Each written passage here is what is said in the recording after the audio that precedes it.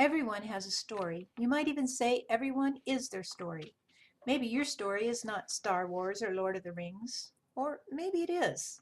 Long before Luke Skywalker became a Jedi Knight or Bilbo Baggins began his great adventure, they were, like you and me, just ordinary people living seemingly unimpressive lives. And then one day they each received a call, they responded, and stepped inside a magnificent adventure, an adventure that has captured our imagination ever since. Maybe your grand story has only just begun. You're only being prepared for your great adventure that lies around the corner. Maybe, like me, you wake up one day and find yourself the hero or heroine in an epic story that spans the reach of time. This story begins with an apple. The common apple is ripe with symbolism. Almost everyone knows the story of the tree of the knowledge of good and evil in the Garden of Eden. Adam and Eve were forbidden to eat from that tree, but they did anyway, and so they were cast out of paradise. People have been looking for the gate back in ever since. Eons went by. In 1976, a couple of young men were casting around for a name for their fledgling company. One of them suggested they call it Apple, and since nobody else could come up with a better name, the company was so named. In fact, there was no better name, for the name and the logo were both inspired. The young man with the apple on the brain was himself aptly named, as we shall see. His last name was Jobs, and that was a very good name for him, for in this incarnation he would have two very important ones. Job 1, to assist in the creation of the digital revolution and the information highway that would connect people all over the world. And Job 2, to establish communication from the hereafter to assist humble people in finding their way back to the garden so they could inherit the earth. Now, here is why the Apple logo was inspired. You see, the apple symbolizes the gateway to consciousness, and the bite out of the apple symbolizes entering through the gate. Think of it this way. The artist creates a magic comic book so that instead of just reading it, you enter into it and experience it as if you were one of the characters. You have entered through the gate of consciousness. This is not so very hard to understand, for it is well known that the human body, the symbol of consciousness itself, is not really what it seems. It's just a bunch of atoms, and atoms are just bunches of nobody knows what exactly. There's electrons and things, but nobody's ever seen an electron. They just recognize them by the tracks they leave, like the invisible man. And if that doesn't make any sense to you, well, that's not so hard to understand either. How can consciousness understand consciousness? The very thought that it understands it changes it, and now it doesn't understand itself anymore because it's now something else. So back to the apple in the Garden of Eden. Remember, it wasn't just any old tree, it was the fruit of the tree of the knowledge of good and evil. And that is very bitter fruit indeed, for it introduced the idea that some things are inherently better than other things, including people. There's good and bad, but really they're all pretty much the same, since they're all just made of flesh and bone and blood and all that other stuff. This is pretty obvious, which means that the cover would be totally blown off the myth of good and evil, were it not for the serpent, which symbolizes twists and turns and convolutions, so you don't know which side is up and which side is down. In fact, up and down is kind of like good and evil, there to confuse you. There is plenty of evidence that God doesn't have a dog in this fight. He lets it rain and snow on the good and bad alike. Mother Nature also seems to be pretty fair-handed. The hungry lion doesn't distinguish between the jailer and the prisoner. One seems to taste about like the other. It is only man that judges others. What do you expect from someone who ate from the tree of the knowledge of good and evil? That then became the first wrong turn, which some refer to as the original sin. It brought on all kinds of repercussions like guilt, shame, regret, hatred, fear. All of that guilt and other stuff meant someone had to be punished. This then led sometimes to self-flagellation and sometimes to whipping others. From time to time, someone would get really tired of carrying the load and set it down. That allowed him or her to remember about love, which is such a strong feeling that every heart tries to get in alignment with it, and thus to realize that all he or she had to do was live in the moment and stop judging his or her neighbor, and just love them and be loved by them and let the universe take care of itself. This simple realization was like a punchline to a colossal joke, which was good for a laugh. Now back to Mr. Jobs, who decided to name his company Apple back in the day. His first name, Stephen, means crown, which is a symbol of power, legitimacy, victory, triumph, honor, and glory. as well as immortality, righteousness, and resurrection. In keeping with the immortal nature of spirit, he hooked up with someone named Stephanie, that would be me, after his departure from this world. So now there were two crowns, since Stephanie means the same thing as Stephen. The name also symbolizes the crown chakra, which is the center for trust, devotion, inspiration, happiness, and positivity. It is the source of enlightenment and spiritual connection to all that is. It is a connection to the higher self, to every being on the planet, and ultimately the divine energy that creates everything in the universe. The crown chakra is often represented by the thousand-petaled lotus flower. True opening of this gateway brings the realization that one is pure awareness, an undivided and expansive consciousness. Like a drop of water, you are part of that ocean that contains and encompasses every aspect of it. Let's move back from superconsciousness to individual consciousness, in this case as exemplified by the story of Steve and Steph. Well, both Steve and Steph, as they are called, spent their last lifetimes in different parts of the country, trying to find their footing in the kingdom of good and evil. They both retained a certain deep consciousness of their connections to each other and to all that is.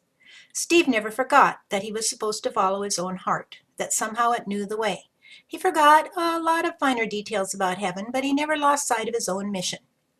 Although much was written about him before and after his passage from this world, he was generally quite misunderstood, which is understandable given that those who were critiquing him or just trying to understand him didn't know the rest of the story.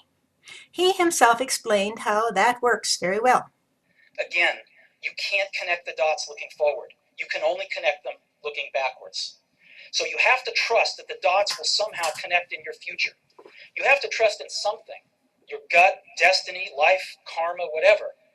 Because believing that the dots will connect down the road will give you the confidence to follow your heart, even when it leads you off the well-worn path. And that will make all the difference.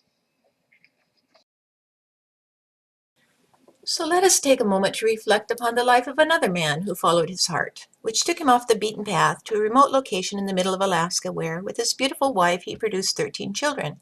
His name was Ralph Sloan, and he was born on February 24th, which just happens to be the birthday of Mr. Jobs, which might be ironic if it weren't synchronistic. For in fact, Mr. Jobs and Mr. Sloan had many past lifetimes together, during one of which they both died on a Phoenician ship that was hijacked by pirates for its cargo of prized saffron. Mr. Sloane's ninth child was a girl named Dorothy, which happens to mean gift of God. Her birth number is 9, which, if you know anything about numerology at all, says a lot about her lifetime. She was born at home like many of the other children, and was toughened up by the handful of brothers in her age range. The young Dorothy was aptly named, for she was destined to have many a trip to Oz. When she was 3 years old, she wandered away from home in winter and was lost for so long that it was feared she was dead. In fact, she was, for she was lost in the brush at the edge of the forest where she could not be spotted. Her body temperature had sunk so low that her heart had ceased to beat, and she had gone into a state of suspension. She crossed over into the spirit realm and was very surprised to find herself in such a beautiful and warm place in the midst of that snowy wilderness. There she was met by a man in spirit, who was actually just about to enter into his lifetime and already had his identity as Stephen P. Jobs. He helped her find her way home to her family, enticing her with a promise that he would return for her. However, she was only 3 and did not understand that it would be 60-odd years before they hooked up again. She was found by one of the searchers and revived, being none the worse for wear, with the exception that she could not convince any of her family to take her to that beautiful place in the wilderness, or help her find the nice man who had helped her come home. This frustration caused her to throw terrible tantrums, but still she was told she had dreamed it all. The years passed, and when she was 9 years old, remembering the importance of the number 9 in this story, her beloved father, aged 42, and her 11-year-old brother died at sea while fishing. She then moved to North Dakota with her mother and remaining siblings. School was easy for her, and within a few years she had made up most of the differential created by her early years in remote Alaskan villages. After high school, she enrolled in college. When she was 20 years old in 1970, she had another near-death experience, although she remembered little about it at the time, except that she died and somehow ended up back in her same life, waking up in a hospital bed. She came back with the compulsion to change her name to Stephanie, and so she did, even changing it legally, and has so been called ever since that day. A few months thereafter, on February 24th, which, if you remember, was her father's birthday and also the birthday of Mr. Jobs, she met and fell madly in love with a handsome young man with a mop of dark hair, a foreign student of Indian heritage, who just happened to bear a striking if superficial resemblance to the young Mr. Jobs. They married and had children, and Stephanie went on to finish college and law school. She and Mr. Patel divorced, and she returned to Alaska with her children, where she had many other adventures, until one day in October of 2011, she got the strange idea that she should move back to North Dakota. She had no idea why this was so or why apples were raining all around her. Her Christmas tree that year was covered in red apples based on some strange impulse. So in early 2012, she traveled to North Dakota, the land of endless wheat fields, and purchased a house, not realizing there was a nice apple tree in the backyard. In 2014, she retired and moved to North Dakota permanently. She had no idea why she filled her new kitchen with dishes, towels, wall hangings, and even a light switch with an apple motif. It appeared to be just a whim, as all these apples had no significance to her. At this time, Stephanie was feeling a deep compulsion toward the spiritual path, clearing out all the debris of a lifetime. More than a year went by, and then on October 14th, 2015, she suddenly found herself in telepathic communication with a man about whom she knew virtually nothing. All she had was some vague notion that he had something to do with technology. Once locked in, this telepathic connection continued, along with many astral journeys, a collaboration with another validating psychic, woo phenomena, and not a few pranks. Through many, many means of validation, Stephanie finally came to accept that she was truly in contact with the soul of Steve Jobs, who had departed this world some 4 years earlier. Many astonishing matters were revealed, including that the two of them were one soul that had split apart, and that it was now time to reunite.